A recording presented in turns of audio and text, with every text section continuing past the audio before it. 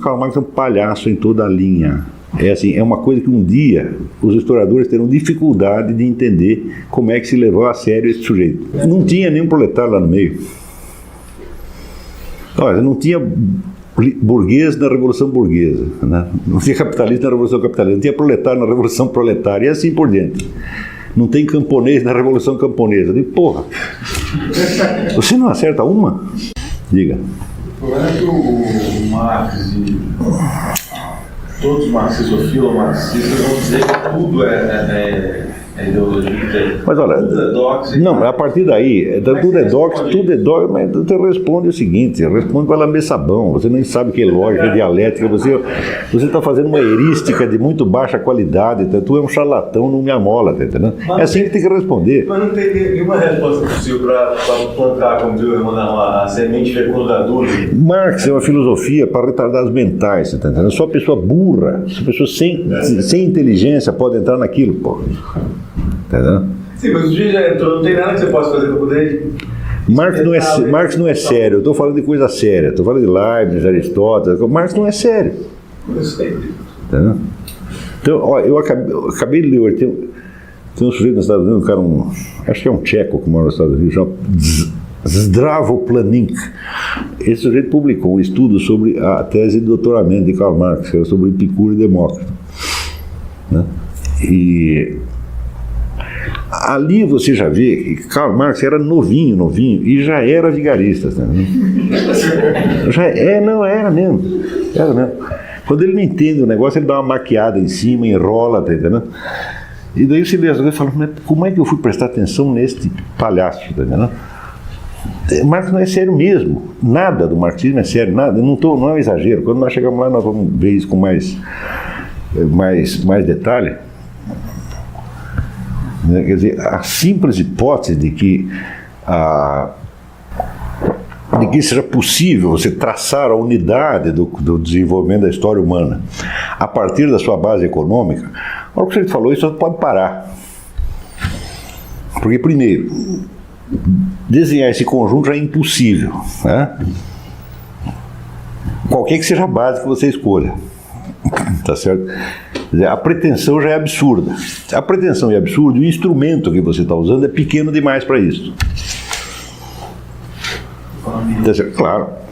Porque é muito fácil você perceber que o que quer que tenha sido feito, tá certo? Em qualquer atividade econômica do mundo, foi pensado muito antes de ser feito.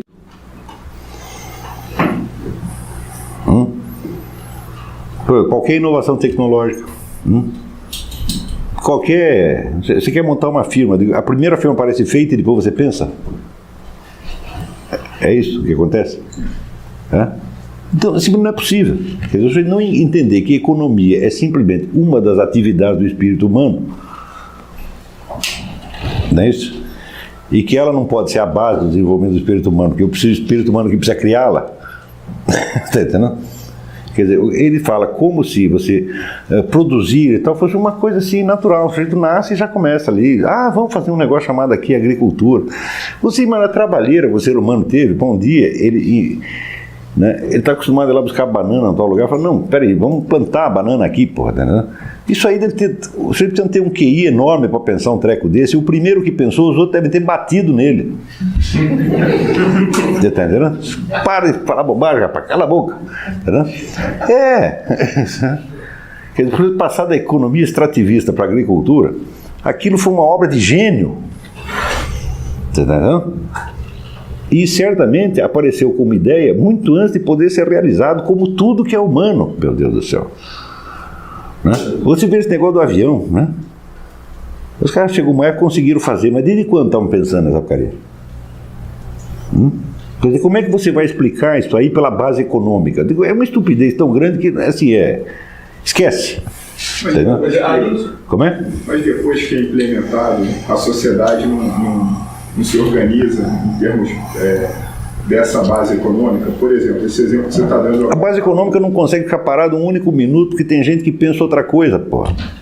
Mas, por exemplo... O próprio progresso tecnológico, você está aqui, organizamos a sociedade assim, está aqui a base econômica, tá certo? Você está montando isso aqui, tem um sujeito que já pensou outra coisa, que vai estuporar com tudo aquilo. A inteligência humana se antecipa a isso, porra. Então, só cabe dar uma evidência. Quer dizer, a base econômica decide a vida de um monte de imbecis. Para as pessoas inteligentes, não. Quer dizer, os cretinos, pode ser que a vida mental dos cretinos dependa da base econômica. Quer dizer, você organiza a vida econômica do cara, olha, você acorda tantas horas, vai lá, bate o ponto, né, mexe lá as engrenagens até tantas horas, daí almoça, volta, e daí toda a vida mental do sujeito é decidida por isso. Pode ser que um cretino aconteça isso, é um negócio de tempos modernos, né? O cara fica lá o dia inteiro fazendo nhec na engrenagem, quando ele para, ele não termina o expediente, ele não consegue parar. Isso aí é a base do materialismo histórico. Né? Pode ser que as pessoas de muito baixo QI sejam assim. Mas são essas que fazem a história. Essas padecem a história. Né? Agora, a história real é sempre pensada antes de ser feita, meu Deus do céu. Tudo que existe foi pensado primeiro. Né? E às vezes você pensa e não tem os meios ainda para implementar aquilo. Quando você vê que, por exemplo, a teoria inteira da economia de mercado estava pronta no século XVI, quando a economia de mercado não existia, estava no germe, né? E você vê que aquilo tudo virará realidade no século XIX, tá certo? Toda a teoria foi feita por monges. Quer dizer, não era burguesia, não era nada, era o cara filósofo português da escola de Coimbra, tá certo? 3 séculos depois você vê aquilo materializado por uma outra classe social num outro lugar, você está entendendo? Então como é que você vai explicar esse raio dessa base econômica? Quer dizer que a burguesia do século XIX, necessitando de criar uma ideologia, né, ela transmitiu aquilo retroativamente 3 séculos antes para uma outra classe social em Portugal, tá certo? E os caras expuseram aquilo. Faça-me um favor, essa é de uma estupidez tão grande que não deve ser levado em conta nem como hipótese. A pessoa gasta 10 minutos para raciocinar essa hipótese, quer dizer que está burro. É porque é uma hipótese idiota, mas o problema é que você não consegue inventar outra alternativa. Como não inventa outra, você fica com esta. Eu digo, mas por que tem que ter alguma? Por que não admitir simplesmente? Olha, a coisa é complexa, nós não temos nenhuma explicação. E não é porque nós não temos nenhuma que vamos pegar a primeira explicação idiota que tu apresentou. Não, professor, não é formal. Só, nós não sabemos o que determina o curso da história, mas olha, eu te garanto, a base econômica não é. Ponto final.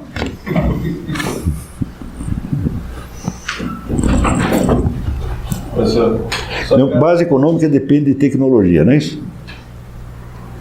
Base econômica? Depende de tecnologia, né? Depende da disponibilidade tecnológica. E a tecnologia sai da onde? Sai da base econômica também? Então é círculo vicioso, porra. Parece que assim, a teoria marxista, quer dizer, ela explica maravilhosamente bem o passado, mas ela sempre erra no futuro. Agora, veja, esse sempre é o profeta do acontecido. Agora, ela não explica o passado. Ela dá uma impressão de que explica o passado. Quando você vai articulá-la com os fatos do passado, nunca ele é conhecido com a explicação marxista. Nunca. Eu não encontro um único caso de acontecimento histórico que se articule com a explicação marxista. Eu nunca encontrei. Até aqueles exemplos que ele mesmo dá, da Revolução Francesa, depois 18 de maio, Luiz Bonaparte, tudo aquilo é furado. Você começa, por exemplo, a própria divisão das classes sociais. Porque a burguesia, não sei o que, a burguesia fez o capitalismo. A burguesia fez o capitalismo coisíssima nenhuma. Quem fez o capitalismo foi os aristocratas. Pô. O primeiro capitalismo que surgiu é o capitalismo imobiliário, que eram os donos da terra, que botavam dinheiro para fazer casa, para poder vender, para poder atrair gente para lá. É assim que surge o capitalismo.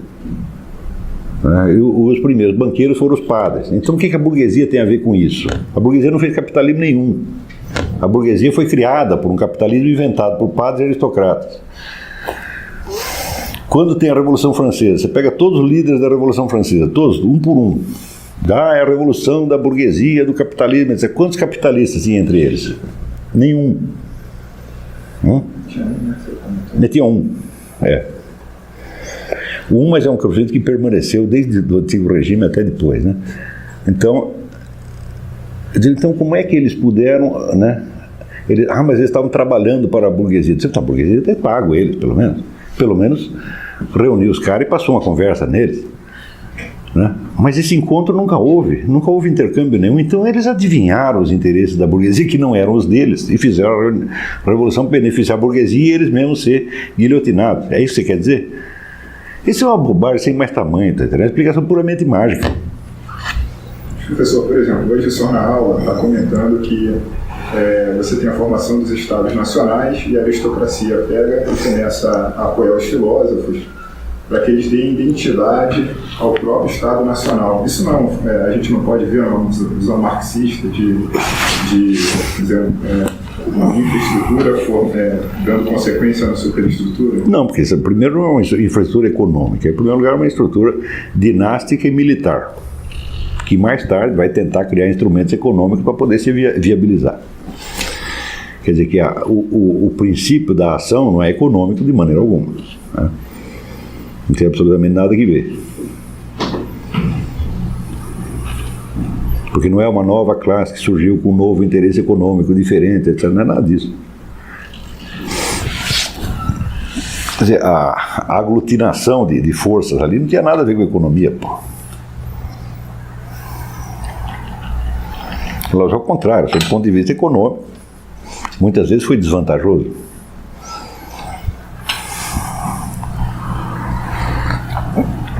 Quer dizer, qual é a vantagem de você desmembrar um império, tá certo?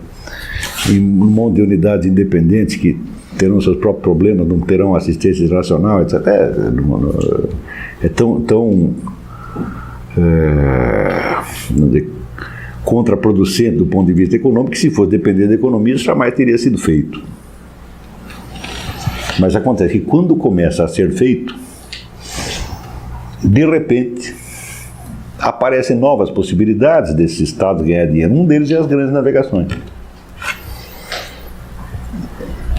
Quer dizer, esse é um caso em que uma mudança de ordem militar e política, tá certo, encontra um meio econômico de se sustentar.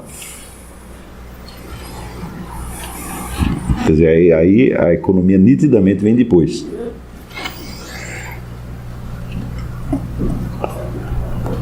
E depois tem outra coisa que você pode observar facilmente. Nunca o ideólogo de classe pertence àquela classe. Então, quando você vê, aqui está o sujeito que formulou a ideologia, quando você vai ver, o cara é da outra classe. Por que é sempre assim, pô? Dificilmente aparece que aqui temos um burguês formulando de ideologia burguesa. O proletário formando de ideologia proletária. O aristocrata formando de ideologia aristocrata. Nunca é assim. Por exemplo, desses novos filósofos, havia um pequeno número deles que eram aristocratas de origem, como o próprio René Descartes. Tá certo? Mas muitos não eram, era gente do povo, que foi recolhida ali e que acabou servindo a aristocracia porque era o meio de vida que tinha, pô, né? Mas seria o caso de você pensar, mas por que o sujeito foi lá servir os aristocratas em vez de ele servir sua própria classe?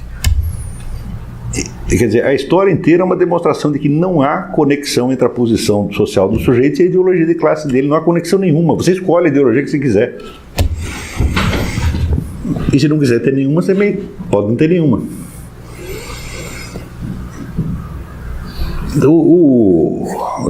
Toda esta hipótese marxista é uma fantasmagoria mesmo. É uma superposição de imagens, está entendendo? Não tinha nenhum proletário lá no meio. Olha, não tinha burguês na Revolução Burguesa, né? Não tinha capitalista na Revolução Capitalista, não tinha proletário na Revolução Proletária e assim por diante. Não tem camponês na Revolução Camponesa. Eu digo, porra, você não acerta uma? Não, presta atenção que eu estou dizendo. Karl Marx é um palhaço em toda a linha. É assim, é uma coisa que um dia os historiadores terão dificuldade de entender como é que se levou a sério esse sujeito. Assim como a gente lendo, às vezes, certos ideólogos do tempo do iluminismo, da Revolução Francesa, a gente tem dificuldade de acreditar que alguém possa ter levado isso a sério, no entanto levaram. Não é uma coisa assim, não é uma teoria respeitável, tá entendendo? A teoria respeitável tem que ter assim, um mínimo de consistência como hipótese, para merecer a atenção. Fala, bom, mas a formulação da hipótese já é absurda. Não é que ela é absurda, ela é indizível. Ela não consegue se expressar, não consegue dizer o que ela quer dizer. Então, o que você quer dizer com ideologia de classe? É a ideologia do sujeito que pertence àquela classe? Não, é a ideologia dos interesses subjetivos daquela classe, os quais podem ser percebidos por um sujeito de outra classe. Agora, pô. E por que o sujeito de outra classe não percebe os interesses objetivos da sua própria classe e sim da classe vizinha? É primário, é tolo, imbecil, entendeu? No período anterior da Idade Moderna, esse hábito também. O Karl Marx é uma espécie de Epicuro. Quando você lê Epicuro, eu só consigo dar risada. É ridículo em toda a linha, né? Mas quando tem vamos dizer, uma faixa social de indivíduos que estão completamente perdidos, baratinados, entendeu? E que tem dinheiro para jogar fora, eles vão comprar isso aí. Professor, no período anterior, aliás, ao longo da Idade Moderna, todo mundo agia dessa maneira, né? O Maquiavel também ficava tentando identificar os verdadeiros interesses de um governante, ele não era... De um governante que não era ele, O Hobbes, mesma coisa. Hobbes, mesmíssima coisa. É sempre o interesse objetivo de uma classe que não é a sua. Então, nós temos que pegar esses conceitos todos e jogá-los fora. Isso não explica nada, inclusive o conceito de ideologia. É um conceito feito para depreciar, vamos dizer, a ideia do outro como se fosse apenas uma tradução do interesse de classe. Tá certo? Eu digo, bom, o fato de uma coisa, primeiro, o fato de você estar defendendo o interesse de classe, significa que a visão que você tem das coisas é falsa? Claro que não. Mas, quer dizer, você pode, para atender o interesse de classe, fazer uma descrição perfeitamente exata da realidade. Mas Karl Marx diz que nenhuma classe pode fazer isso, só o proletariado pode fazer isso. Que os outros todos têm consciência alienada, que eles nunca pegam a mão na massa, né? Eles só ficam no mundo das ideias. E Karl Marx, se ninguém pode fazer isso porque não pega a mão na massa, Karl Marx, que nunca trabalhou um único dia da sua vida, como é que ele realizou o milagre de transcender esta limitação?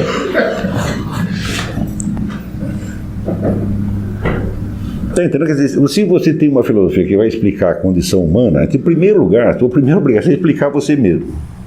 Se você não entender a sua situação, como é que você vai explicar a minha?